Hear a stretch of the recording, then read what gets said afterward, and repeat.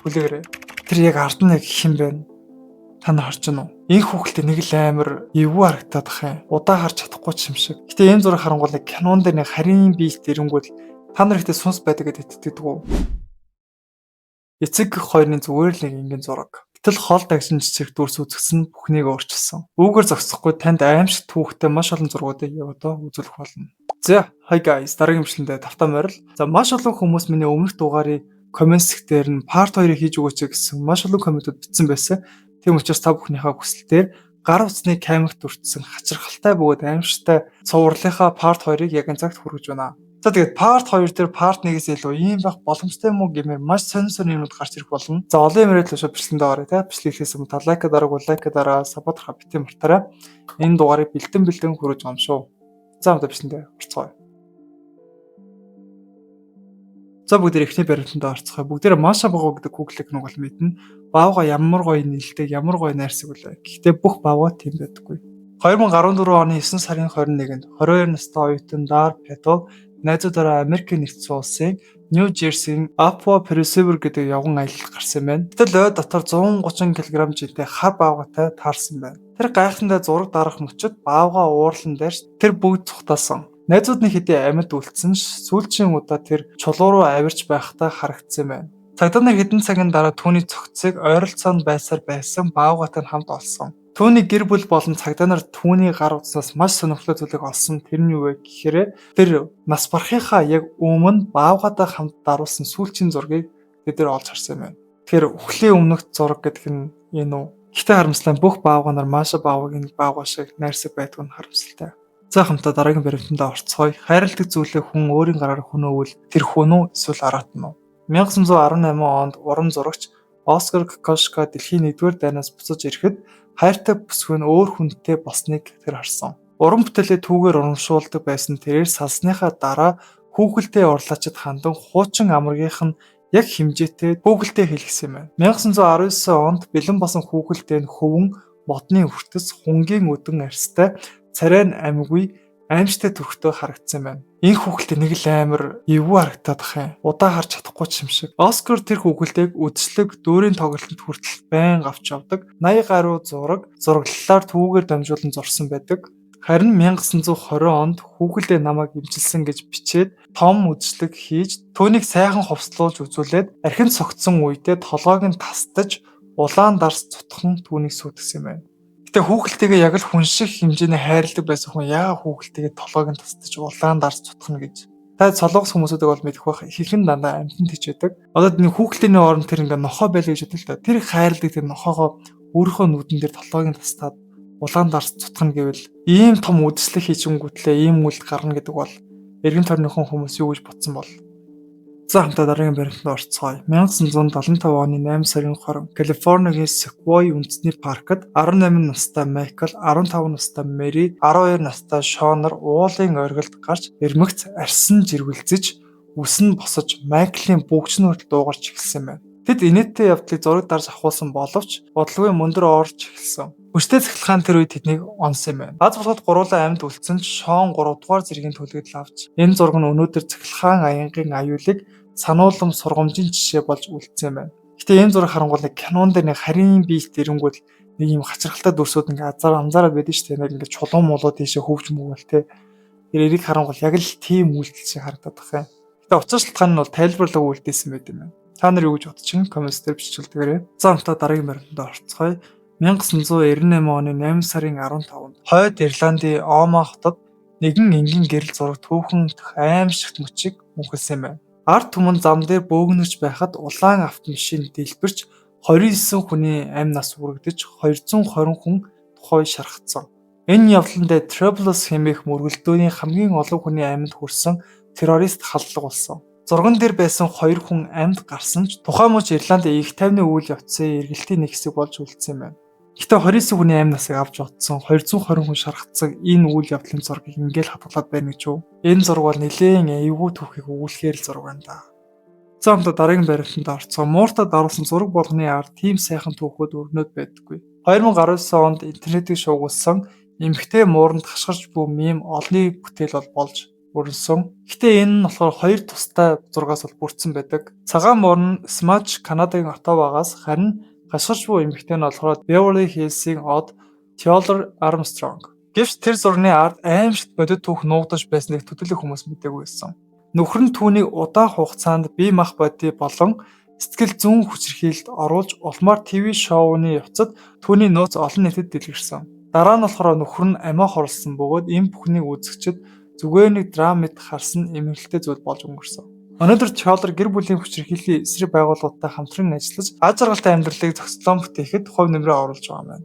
Гэхдээ энэ зургаас харах юм бол тэр эмгэгтэй ямар хүчирхийлэл тавтаж байгааг хүмүүс бол анзаараагүй гэх нь аргагүй л дээ.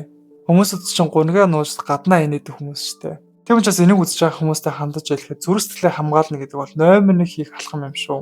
За хамтаа дараагийн баримтанд орцгоё. Инфлюенсер дэлхийн од хүний эмүнэл төгсгөл. 2018 онд Instagram-ийн од адал явдал хаагч Джеймс Петроса өөрийн Pepper PA24 Comanche онгоцоор найзуудаа Лас Вегас руу аваачиж аялуулахаар явсан байна. Гэвч онгоц нь 135 фунтаар илүү жинтэй байсан. Мөн дээрээс хөндийн төв нь хит хоошо байсан учраас онгоц тогтворгүй болж эхэлсэн. Хөөснөөсөө ердөө 70 секундын дараа онгоц удирдлагаа алдаж гольфийн талбайд осолцсон.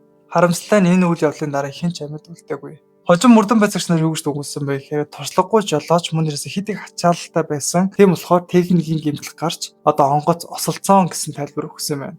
Уул нь найзуудаа гоё аялуулъя гэж ботсон юм байна шүү дээ. Гэтэ найзууд нь хитрхи олон найзууд байцтай.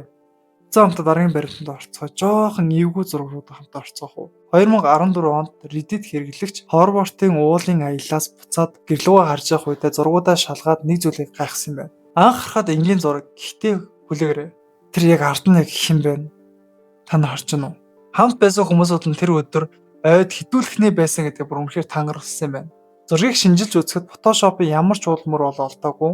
Манан дундаас хэн нэгэн үнэхээр ажиглаад байсан уу? Эсвэл энэ бүр зориуд тавьсан тийм залмих байсан уу? Энэ одоо хүртэл тодорхойгүй байсаар хэвээр байгаа юм байна. Гэхдээ та нар бодоосаа та нарын нэг зургийн ард ийм хүн байвал бүр унтаж чадахгүй зү яаж утсан ч. За хамтаа дараагийн баримт руугаа орцгоё. Хүнийг үгүй хийж болох өрх бэлдсэн байшин гэж та сонсч байсан уу? Reddit-ийн Decaying History-д нийтэлсэн нэгэн хуучин байшин. Энгийн хуучин овоохоо мэт харагдавч хаалганы бариулт нь цэглэгааны шугамтай холбоотой утас ороосон байсан. Хэн нэгэн хаалгыг баримгц дороо шатна. Яагаад тийм өрх тавьсан бол зарим нь энэ газарт хууль бус лабораторийн туршилт хийж магадгүй гэсэн таамаглал төвшүүлсэн байна. Бариулаас нь бархалт төдийж шатна гэж тэ. Нэр тэр газар нууц лаборатори байсан уу эсвэл зүгээр санаандгүй явдлаар утас нь орооцолтой тэр бариул дээр хүрсэн үү? Хэрвээ энэ бариулаас үнэхээр бариа шатах юм бол хүнийг одоо үгүй хийгэж болтугай энэ лабораторийг нуух мянган шалтгаан дотор нь байгаа гэсэн үг. За хамтаа дараагийн баримт руугаа орцгоё. Дэлхийн ертөнцийг шуугуулж байсан аимшигтай үйл явдал руу эргэн дурсцгаая. 1976 онд сүнс судлаач Нью-Йорк дахь Amityville-ийн хотын 112 Ocean Avenue зураг авч байхдаа хоёр давхрын хонголд байх ёсгүй нэгэн хүүгийн дүрсийг баримтжуулсан юм байна. Хачирхалтай нь жилийн өмнө энэ байшинд бүхэл бүтэн гэр бүл амиа алдаж байсан. Үлдсэн түүх нь айдас, цуурхал, үнэн худлын огтлцол болж дэлхийд даяар тархсан. Тэгэхээр энэ зураг бол тухайн үед бол мөнхийр Томасыг авч хүмүүсийг бол оронгоор нэргүүлж байсан. Та нар ихтэй сүнс байдаг гэдэгт итгэдэг үү? За хамтаа дараагийн эвгүй гэмээр хачирхалтай баримт руу орцгоё. Энэ зургийг харах юм бол та бүгд зүгээр л энгийн эцэгхийн хайрыг агуулж байгаа зураг харагдаж байна уу? Гадна төрх гэдэг бол хэнийг ч хуурах боломжтой байдаг. 1974 онд Хойд Каролинд Сандра Брандбург сүмд уйлд суухад инээнэлсэн нэгэн танихгүй залуу түүнд хандаж юу болсон тухайг асуусан. Тэрээр өөрийнхөө хүүхдүүдэд шуурганы дараа төрийн хараанд өгөхөөсөөр сонголтгүй болсон тухайгаа түүнд хэлсэн. Тэр залуу өөрийгөө Брэндон Уильямс гэж танилцуулж түүнтэй гэрлэж хүүхдүүдэд хамтдаа өсгөнө гэж амласан юм байна. Сандра түүний амлалтанд найзснаар гэрлэж 3 хүүхэдтэйгээ Техасын зүг нүүсэн. Гэвч удалгүй Сандра хууль зөрчин 7-оос 11 дэлгүүрт буруу чек бичсэн тул 30 хоног хоригдсон бөгөөд энэ хугацаанд хүүхдүүдийг нь шинэ нөхөртөө даатхан үлдээсэн байна. Харин суллагдсныхаа дараа гэр рүүгээ очиход гэр нь хоосон, гэр нь бүр аллах болсон харагдсан байна. Тэрээр сүүлд 2 охиноо орон нутгийн асрамжийн газарт олсон ч 6 настай сүүлснийг нөхөр нь хулгайлан авч цугцсан байна.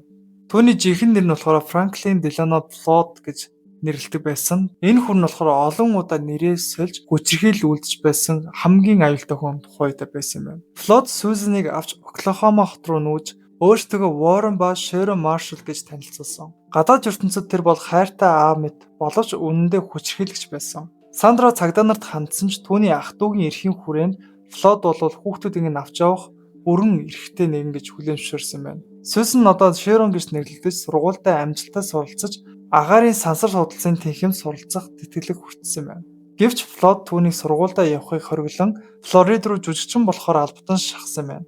Хамгийн амар нь тэр охин 16 настайдаа жирэмсэн болж 1988 онд төрүүлснийхээ дараа Флод түүнтэй гэрлэхээ амласан юм байна. Флод өөрийн болон Сьюзны нэрийг дахин сольж одоо Caloris Hughes Tanya гэж нэрлэгдэн энгийн гэр бүл мэт амьдарч байсан юм байна. Гэвч Сьюзен болохоор дотроо энэ амьдралаас залхаж коллежийн оюутан Гвин Бургтай уулзаж гисэн. Түүнийг даган турсан хүүхэд нь Кивигийн байх бүрэн магадaltaй байсан гэж үзсэн. Гэвч удалгүй хамгийн аимшигтай зүйл болсон. Сьюзен буюу Таня гудамжинд ухаангүй олдож эмнэлэгт хүрэгдсэн боловч нас барсан байна. Цагдаа эхэндээ автомашины осол гэж үзсэн ч гэмтлүүд нь тохирохгүй байсан тул Флод хамгийн ихний сэжигтэн болж үлдсэн. Хүү Майкл нь насамжийн газарт орсон ч дараах 4 жил цагдаа нар Флодыг ялаар шийдэх боломжгүй байсан учраас 1994 оны 9 сарын 12-нд Флод Майклийн сургуулийн нөгөөд рүү орж хүүгийг нь хулгайлсан бөгөөд улсын хэмжээнд 90 сурвалжлагдаж эхэлсэн. Түүнийг 2024 онд Кентукки мужид баримтжилсан ч Майкл нь дахин олдоогүй байна. Флод ярихаас татгалцсан ч цагдаа нар түүнд холбогдох өөр хэрэгүүдийг илрүүлсэн байна. Тэгэд болоогүй 1989 онд Тампа дахь нэгэн залуу бүсгүй Чарльз Кесо алга болсон бөгөөд Флод түүнтэй холбогдсон байж магадгүй гэсэн таамаг төвшүүлсэн байна. Гэхдээ нотлох баримт хараахан олдоогүй. Гэвч баримтлагдсныхаа дараа түүний хуучин тээврийн хэрэгслээс Чарлигийн аимшигтай гэрэл зургууд олдсон байсан. Цаазын ял авсныхаа дараа 2015 онд Флод Майклийн хулгайлсан тэр өдөр амь насаа алдсан юм байна. Гэвч Сьюзны талаар нэг ч үг хэлээгүй. Тэрээр 2023 оны 1 сарын 23-нд Флорид мужид шоронд 79 наснда нас барсан. Гэтэ энд яг өндөр шудраг ус байна уу? Миний бодлоор бол ямар шудрагаас алгаа. За хамтаа хамгийн сүүлийн хамгийн аимшигтай баримт руу орцгоё.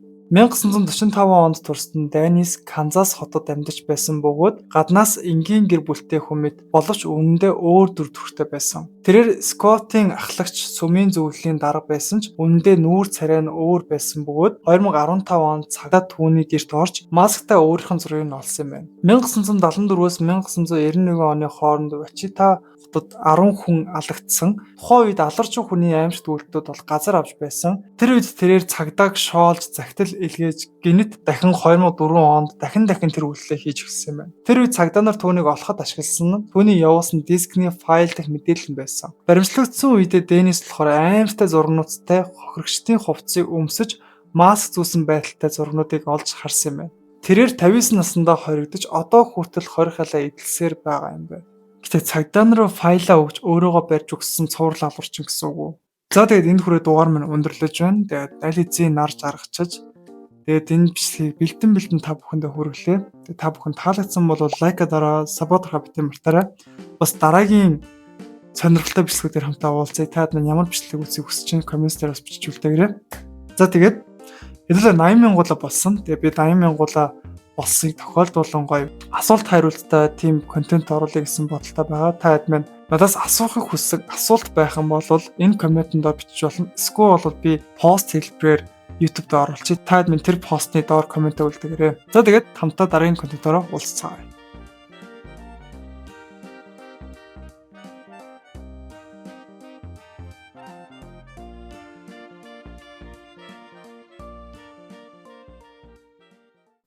За тэгээд дараагийн